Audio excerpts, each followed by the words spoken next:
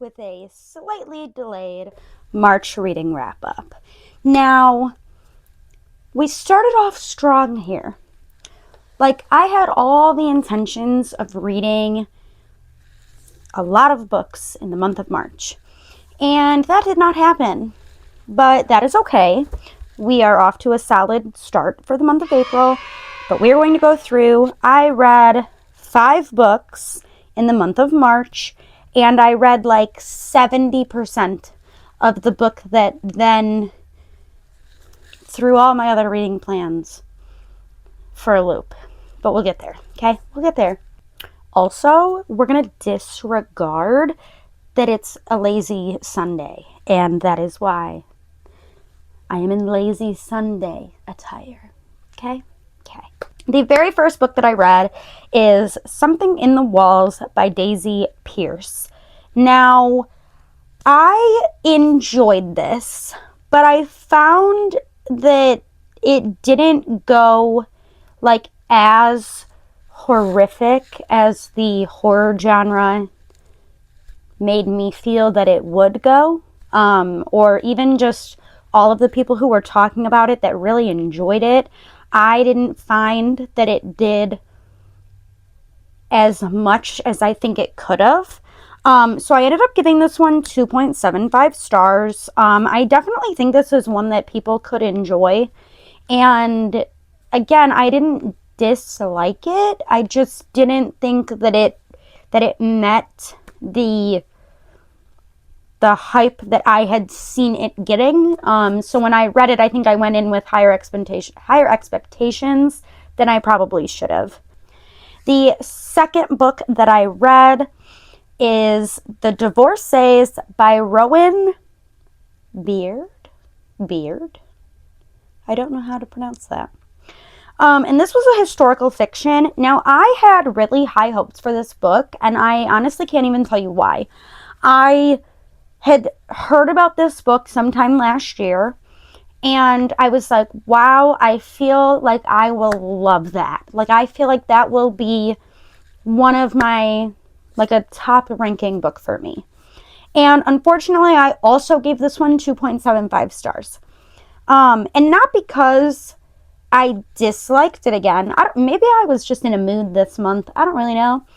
I enjoyed hearing about these characters and following them through their divorces. But I just didn't, again, this one's hard because I feel like I expected more out of it than it gave me. And I don't know why my expectations were like up here and it landed, I don't know where the disconnect was, but it just didn't do it for me. The third book that I read for the month of March was The Cabin at the End of the World by Paul Tremblay. Now, I had this lovely idea that I was going to make a video for you on reading books by authors who I've read another book from that I loved. And I had like little clips of this idea going on, and then by the time I finished a bunch of books, I was like, wow, I have like 5 minutes worth of videos to prove that I've done this. So that theory didn't play out as planned. But this was one of those books, and I gave this one 3.75 stars.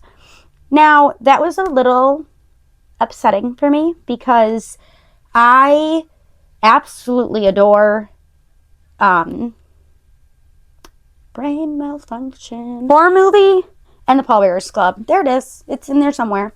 Horror movie and The Pallbearers Club. Those both were easy 5 stars for me to give out. I absolutely loved those books. And I wanted to go back and read other books. And The Cabin at the End of the World was a solid read. But it just didn't meet where horror movie and The Pallbearers Club kind of sat for me. I felt like Paul Tremblay could have... If anything, I think that this just goes to show how somebody's writing may evolve. And I think that Paul Tremblay's newer books more align with my tastes than maybe his older books. Now, that's not to say I won't go back and read some of the older ones still, but I definitely think that Horror Movie and The Pallbearers Club were very different, even in writing and tone, as The Cabin at the End of the World. Following that, the fourth book that I read is also, or was also, supposed to be a part of this reading books by authors who I've given 5 stars to before. And I previously read The Connellys of County Down by Tracy Lange, and I got this from Book of the Month. It's a super short book, and I don't know, I can't even explain it to you, but I loved that book. I loved every single moment of that story. And I picked up We Are the Brennans by Tracy Lange for the exact same reason. I was like, let's see if The Connellys was a fluke and if We Are the Brennans kind of meets that mark also. And it did. I gave it 4 stars.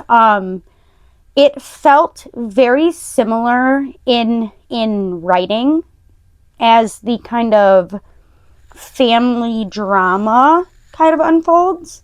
And We Are the Brennans is it equally meets that kind of dynamic of family and family struggles. There's a lot of back and forth, maybe not necessarily from point of view, kind of, but more so just the back and forth of you're not the only one with a problem in the family, if that makes sense. And I really liked it. I really like Tracy Lange's writing. I think that she writes in a very like relatable kind of way. It's not like sugar-coated or fancied up. It's just she gives you the facts and she wants you to have opinions on her characters based on that alone. I really enjoyed it. 4 stars. I believe it is these last 2, the only books that I gave higher ratings to. So coming in last at number 5 is My Grandmother Asked Me to Tell You She's Sorry by Fredrik Backman. I read Anxious People the year it came out, I believe. And I absolutely fell in love not only with that book, but with Fredrik Backman's writing. Now, I have went years telling everybody that Fredrik Backman is one of my favorite authors, based solely on the fact that I read one book. And then this year, I was sitting there and I'm like, why do I keep telling people that he's one of my favorite authors? How do I know that? I don't know that. I've only read one book. So this was a test. My Grandmother Asked Me to Tell You She's Sorry was a wonderful book. I gave it 4 stars. I didn't care for this one's story as much as I appreciated his writing again. I think that his writing really takes center stage to his delivery of a story. And that kind of leads us into the book that ruined all of the rest of my March reading. And I didn't even finish the book in March. I finished it in April. So, can't tell you. Don't know what happened. But I'm going to leave you with this. For April's wrap up, we'll get more into detail. But then I picked up Beartown by Fredrik Backman. And it ruined my life. Kind of. But yeah, that just kind of threw off the rest of my March reading. So come back in April.